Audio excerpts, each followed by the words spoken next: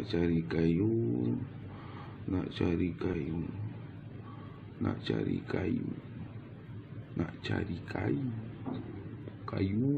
Oh.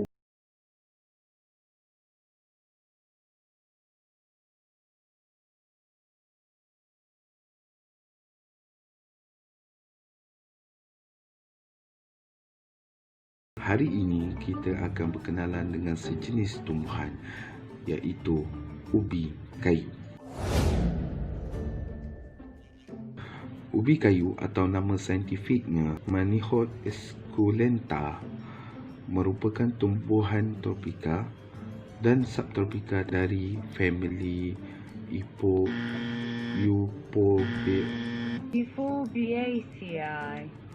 Euphorbiaceae yang terkenal sebagai sumber utama karbohidrat dan daunnya sebagai sayuran.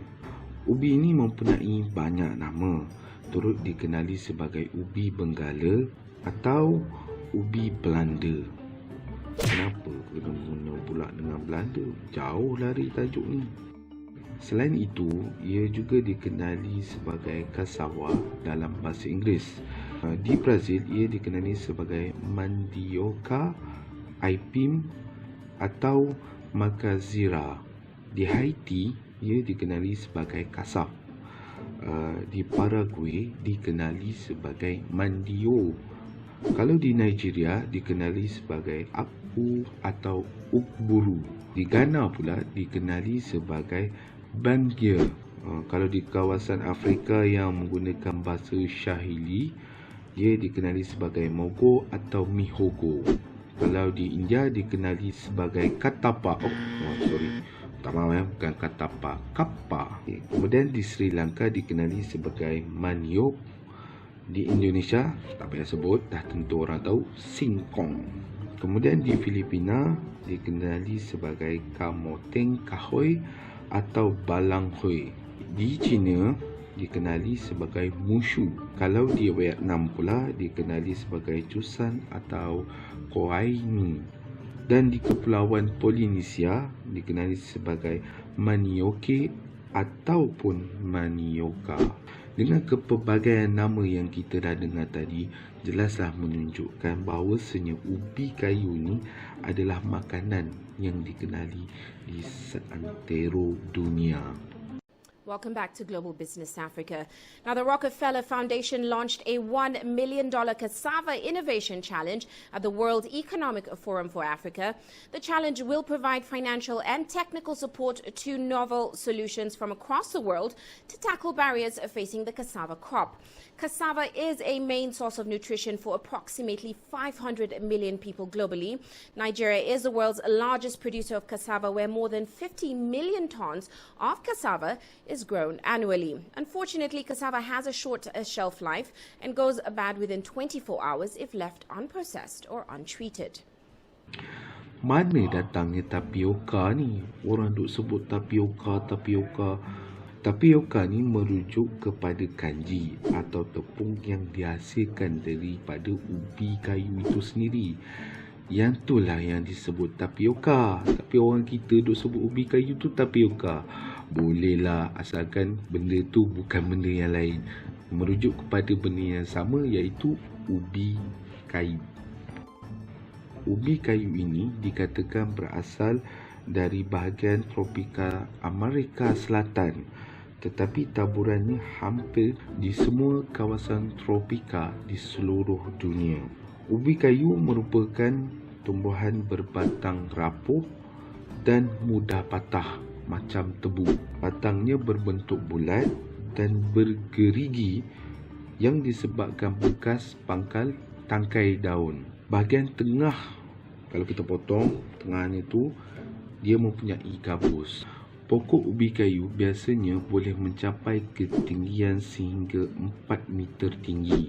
Ia mudah ditanam dan penjagaannya juga tidak sukar. Pokok ini boleh ditanam menggunakan keratan batang. Pokok ubi kayu ini boleh hidup subur di kawasan yang berketinggian 1,200 meter dari aras laut. Tinggi tu. Daun pokok ubi kayu ni memiliki tangkai panjang dan setiap tangkai mempunyai daun sekitar 3 hingga 8 helai. Kulit ubi kayu pula mengandungi tanin, enzim peroksida, glikosida dan kalsium oksalat. Pokok ubi kayu ini dikatakan mampu merawat beberapa jenis penyakit seperti sakit kepala, cerebral, merawat luka bernanah, reumatik dan lain-lain lagi. Berikut disenaraikan jenis-jenis ubi kayu yang boleh ditemui di negara kita. Yang pertama, ubi kayu sawah ataupun dikenali sebagai ubi kayu Medan. Paling terkenal kerana ubi jenis ni dikatakan sering dijadikan pilihan untuk buat keripik, tapai dan pelbagai jenis hidangan. Tangkai daunnya berwarna merah atau hijau muda. Pucuknya juga sedap dibuat sayur-sayuran dan masakan. Ubi jenis ini juga adalah pilihan utama untuk tanaman komersial. Yang kedua, ubi kayu pulut, juga dikenali sebagai ubi kayu jari. Bagi penggemar pucuk ubi kayu jenis ini akan menjadi pilihan kerana daunnya lebih lembut berbanding jenis-jenis yang lain. Yang ketiga, ubi kayu kerinting. Sepintas selalu orang tak perasan ubi kayu kerinting ni adalah sejenis ubi kayu kerana daunnya tidak kelihatan seperti daun pokok ubi kayu jenis yang lain. Rasa pucuk ubi kayu ini lebih manis dan tidak pahit berbanding jenis-jenis yang lain.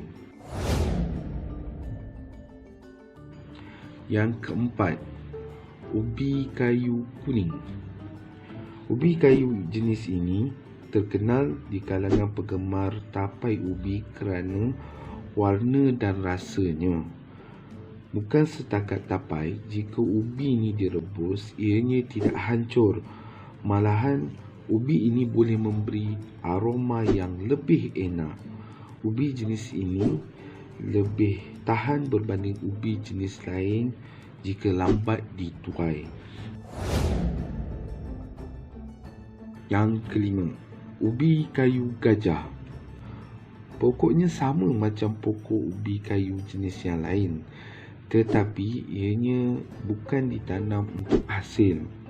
Hanyalah sekadar sebagai hiasan ataupun teduhan kerana saiz dia macam saya. Bukanlah maksudnya besar macam saya, maksudnya pokok ni bersaiz besar, double triple XL. Ia juga boleh dipangkas untuk mengawal ketinggian dan untuk mendapatkan bentuk yang menarik. Malangnya, ubi kayu jenis ini, ubinya tidak boleh dimakan kerana dikatakan boleh memabukkan, tetapi pucuknya boleh dimakan. Tapi kena masak dululah. Tapi seelok-eloknya kita elakkan daripada makan pucuk ataupun ubi kayu gajah ni. Walaupun ada setengah tempat, ada setengah masyarakat boleh memproses pucuk dan juga ubi kayu gajah ini, tetapi adalah lebih baik kita cari orang yang pakar saja yang boleh memproses ubi kayu gajah ini. Kalau silap hari bulan, nyawa boleh melayang. Tak berbaloi kita korbankan diri kita hanya kerana nak merasa ubi kayu gajah ini. Betul tak? Secara keseluruhannya, hasil ubi kayu ni boleh dituai bermula daripada 6 bulan hingga ke 12 bulan. Jika mengikut cara tanaman yang betul, sepokok ubi kayu boleh menghasilkan 30 hingga ke 50 gram ubi. Banyak tu ya. Ubi kayu mempunyai asid hidrosianik yang di dalamnya terdapat asid hidroklorik dan potasium sianida ataupun sodium sianida beracun. Oleh itu, pucuk ataupun ubi kayu tidak boleh dimakan mentah kerana bahan-bahan yang saya sebutkan tadi tetapi perlu dibuang kulit bagi ubi dan dimasak terlebih dahulu. Dan sepanjang yang kita tahu, tak pernahlah kita dengar orang makan mentah pucuknya ataupun ubinya. Ubi kayu ini menjadi pilihan kepada masyarakat setempat sebagai hidangan alternatif. Namun kalau orang dulu-dulu yang kita tahu, mereka menjadikan ubi kayu rebus sebagai hidangan utama kepada mereka jika mereka mengusahakan pertanian. Sebagai bekalan lah, bawa ke sawah padi, ke bendang untuk mengalas perut. Bila kita sebut ubi rebus, kelapa parut dan ikan masin, sudah pasti ramai yang akan terliur apabila mendengarnya. Dulu hidangan ni hanya dikatakan untuk orang kampung saja. Tapi bila orang kampung dah ramai kat bandar, korang rasa macam mana? Ini pengalaman saya apabila saya ke pasar malam. Apabila ada satu akak ni, dia jual ubi rebus dengan kelapa parut ataupun ikan masin. Setiap kali saya pergi, jarang saya dapat beli ubi kayu rebus ni. Selalunya dah habis. Walaupun saya cuba pergi awal. Jangan main-main ya, penangan ubi kayu. So far, keripik ubi ni kita goreng paling lama 5 minit, paling cepat pun 3 minit, 4 minit. Terpulang pada kualiti keripik ubi itu sendiri. Ni first time saya tengok mesin goreng macam ni. Besar juga. Besar. Ada yang lebih besar. Ini saya akan kasi yang besar dekat luar. Oh, ada lagi besar Ada juga. lagi besar ni, tapak dia. Okey. So ni sebenarnya dah kira siap kan? Dah siap masak dah? Dah siap masak. Panas lagi ke? Panas kalau kita makan masa ni dia tak gitu rangup. Boleh ambil satu? Boleh sila. Mudah-mudahan lebih sedap daripada biasa. Oh, ni betul-betul fresh lah, baru goreng. Makan lah, boleh? Bunyi. Oh. Keripik kita pakai kentang. Kentang. Rasanya dia lagi ranggup. Yang kentang tu kadang-kadang dia still ranggup macam ni. Tapi bila kita bila kita gigit, dia tak adalah yang macam crunch betul. Crack tu. Pada masa biasa, ubi kayu sekali-sekali dijadikan sebagai kuih. Ada banyak jenis kuih. Kalau siapa yang peminat kuih ataupun peminat ubi mesti kenal. Di antaranya ada lepat ubi, talam ubi, bengkang ataupun bingka ubi, pengat ubi, cucur ubi, sira ubi kayu goreng berempah, keripik ubi dan yang paling legend, tapai ubi.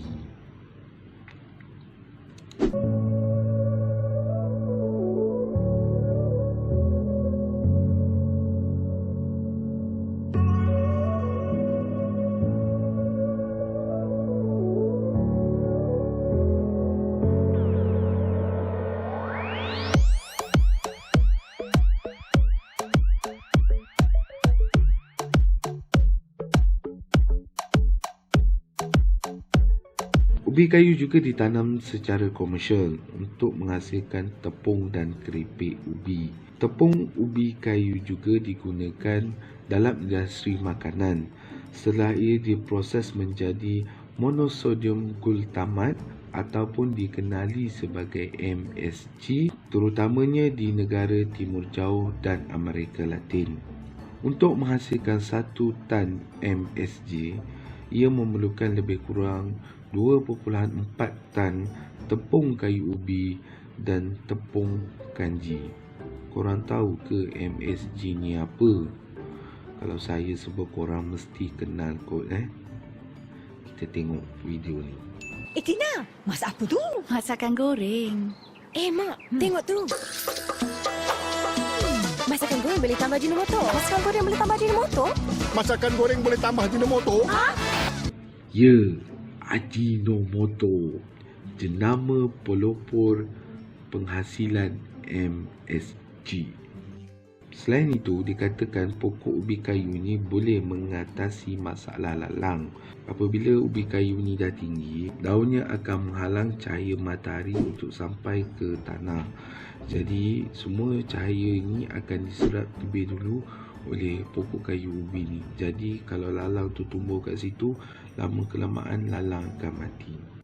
Ubi kayu ini merupakan makanan asasi di sesetengah tempat dan digunakan sebagai pemekat makanan dalam masakan di seluruh dunia, terutama tadi itulah MSG. Kanji ubi kayu tidak mempunyai gluten ataupun hampir tidak mengandungi protein.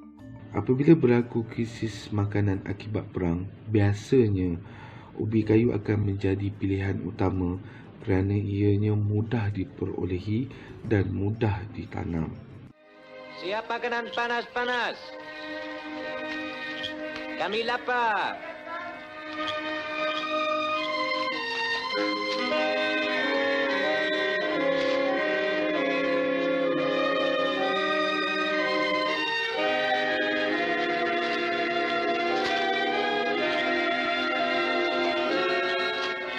Kau dah siap masak ke belum? Apa yang terlambat sangat?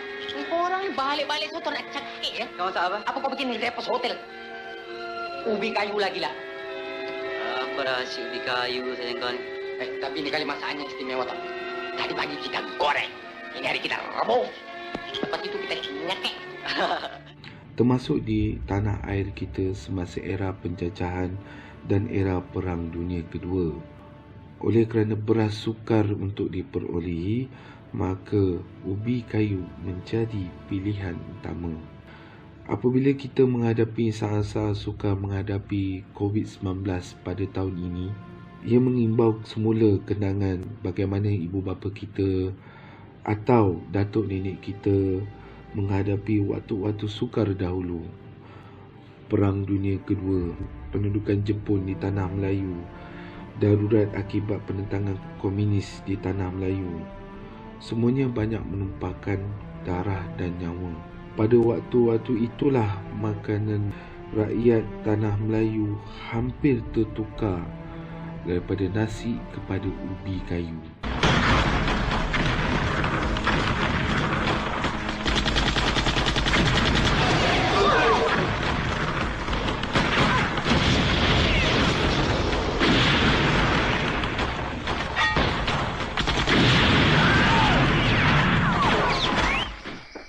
Dengar sini semua. Tak guna menggadai nyawa. Kami orang-orang polis tidak akan menyerah diri. Biar kami mati di sini. Bukit Kepong menjadi tanah kubur kami.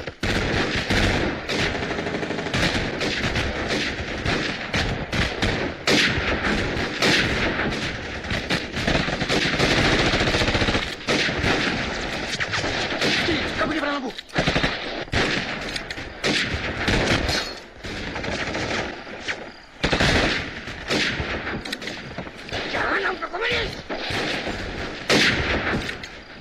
Marilah kita bacakan surah Al-Fatihah.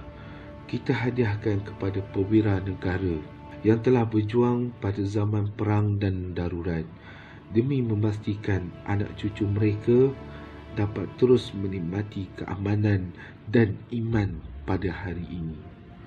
Dan kita hadiahkan juga bacaan surah Al-Fatihah ini kepada barisan hadapan negara yang telah bersusah payah menghadapi ancaman COVID-19.